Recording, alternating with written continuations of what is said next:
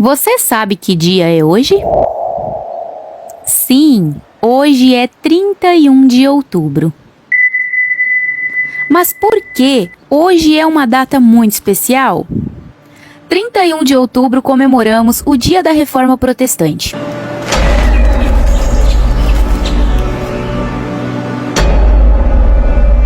Vem com a gente e entenda um pouquinho como a igreja chegou ao estado que está hoje.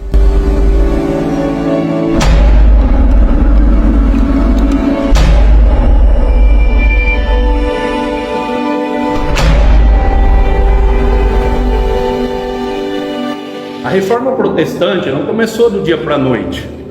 Ao longo da história da igreja, muitas pessoas tentaram colocar heresias no meio do povo de Deus. Quando a gente lê as cartas do apóstolo Paulo, do apóstolo João, nós já vemos a preocupação deles em combater heresias da sua época. Todavia, o que fez com que a igreja perdesse o seu foco, no meu ponto de vista, foi quando a igreja se une ao poder político. Por volta do ano 380, o imperador Teodócio proclama o cristianismo como a religião oficial do Império Romano.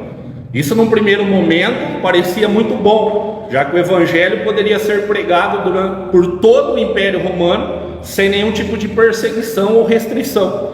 Mas o tempo veio mostrar que, na verdade, essa união trouxe mais malefícios do que benefícios para a igreja, porque as pessoas começaram a procurar a igreja não mais por causa de Cristo, mas buscando poder, status, enfim. Depois dessa união da igreja com o Império Romano, muitas práticas foram sendo colocadas no culto da igreja, tais como culto aos santos, culto a Maria, uso de água benta, a tão famigerada indulgência. E talvez o que foi mais grave, a igreja proibiu a leitura bíblica pelo povo comum, restringindo a leitura aos líderes religiosos, alguns líderes religiosos daquela época. Em 1517, especificamente no dia 31 de outubro, Martinho Lutero, um reformador, escreve 95 teses e prega essas teses na porta da igreja de Wittenberg. E ali ele está questionando todas essas heresias que foram implantadas na igreja durante os séculos, chamando os líderes religiosos para uma reflexão, para voltarem às suas origens, para abandonarem essas heresias. Martinho Lutero se martirizava, se chicoteava, tentando expurgar os seus pecados, pois tinha medo da justiça de Deus, da ira de Deus. Olha a forma como os nossos irmãos viviam nessa era de decadência da igreja. Lutero chegou a declarar que odiava a Deus e que não amava. E um dia, meditando na carta do apóstolo Paulo aos Romanos, Martinho Lutero se depara com o texto do capítulo 1, versículo 17. O justo viverá pela fé. Então, ele entendeu que a justiça de Deus se dava através do sacrifício que Cristo tinha feito na cruz. Ele entendeu que a justiça de Deus é revelada em Cristo e é lançada em Cristo e não em nós. Isso tirou um peso gigante de Lutero. E olha só o que ele disse: senti que havia nascido de novo e que as portas do paraíso me haviam sido abertas, todas as escrituras tiveram novo sentido. Fica muito claro que nesse momento que Lutero vive o novo nascimento, um novo homem, né? Ele recebeu o dom de iluminação do Espírito Santo que o visitou e abriu os seus olhos, tirando o véu que não permitia ele enxergar o Filho de Deus.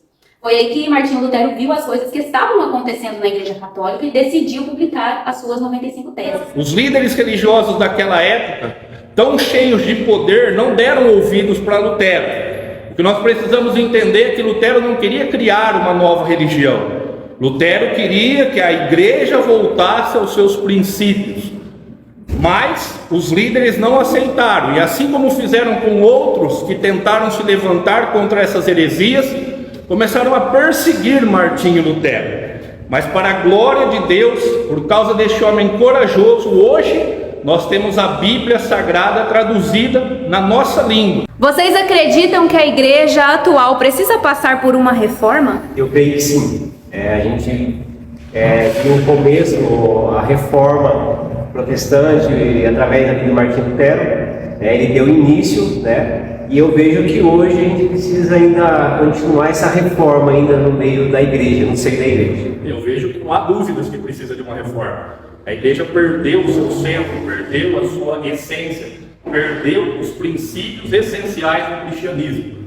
Hoje, se a gente for ver, tem muita coisa parecida com as famigeradas indulgências lá de 1517. Estão vendendo salvação, estão deixando Cristo de lado, estão deixando a Bíblia de lado. Então, que Deus possa levantar nessa geração Martinhos Luteros, para que o verdadeiro evangelho continue sendo propagado. A reforma protestante deu super certo com Martinho Lutero, e um dos motivos foi devido à invenção da imprensa. Um acontecimento revolucionário que ocorreu no século XV e que mudou a história da leitura na modernidade.